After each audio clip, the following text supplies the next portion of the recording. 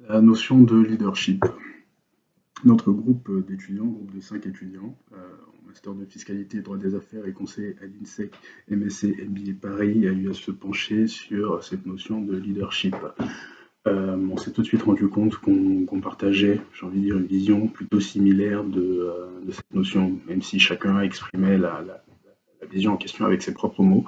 Ouais, c'est ces points spécifiques pour lesquels il accordait une importance plus ou moins particulière.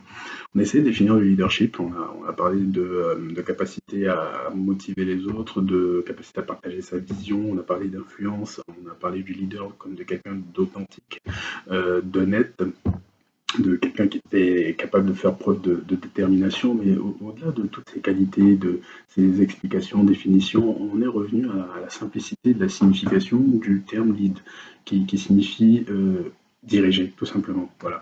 Et pour nous, finalement, ça revient à ça revient à donner la bonne direction, tout simplement.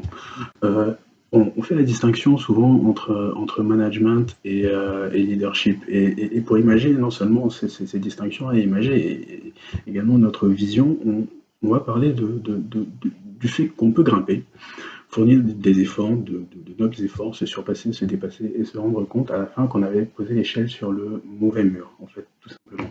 Et on va dire donc tout simplement que faire preuve de leadership, c'est pouvoir indiquer le bon mur sur lequel il faut poser l'échelle et fédérer les autres autour du choix de cette direction.